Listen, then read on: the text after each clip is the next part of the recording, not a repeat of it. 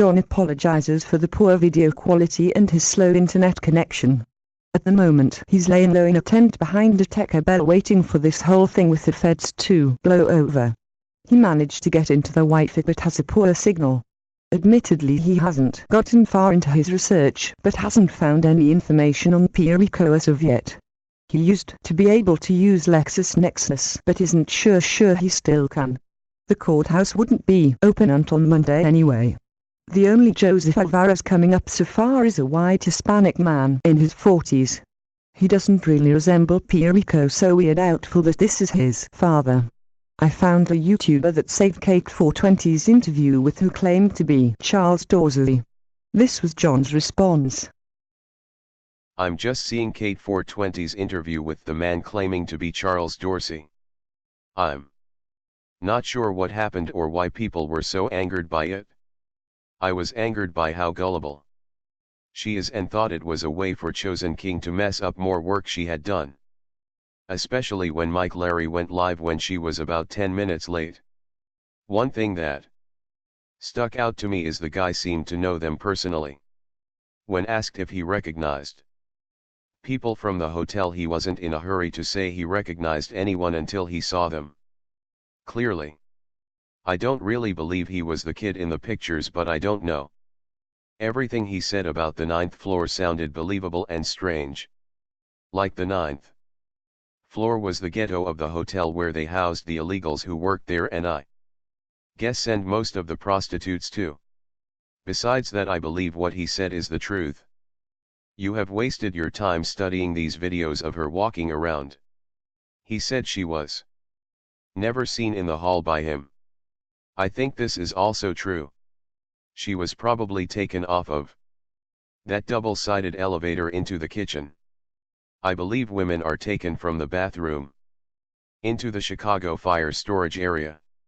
And if you think about it, the restaurant is also an ideal place to drug or poison a person. Especially if the friends are in on it.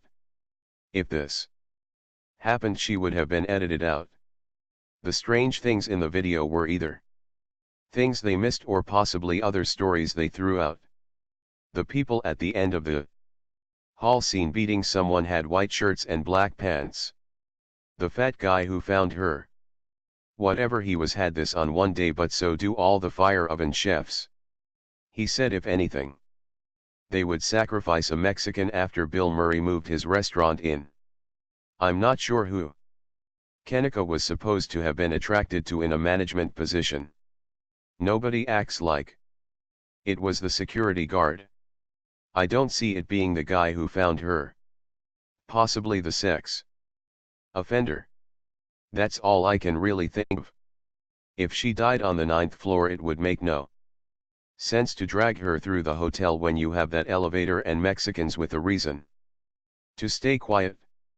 Something happened in the Chicago fire storage area when the owner in the vest was there. And there was a body moved out by the Mexican in the red shirt on a cart. I wish Kate had asked more about rumors of women going missing there or organ harvesting. I really am curious who this guy was, if not who he claimed. Last but not least, you should know by now, whatever P. Rico's agenda is, it's not for the public to find out what happened.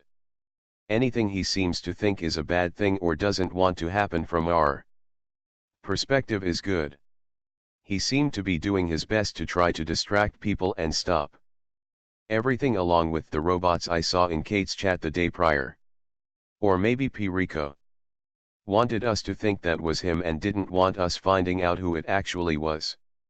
I don't know, but I think there is more in those 2 hours than a month studying those takes. At least as far as Kenika is concerned. Not sure about who else that died or went missing. The police report mentions a male victim that I believe was the man who was hit by a car in the parking lot. Whatever was going on with the interview, I think there could be something to whoever this was and the things he told people.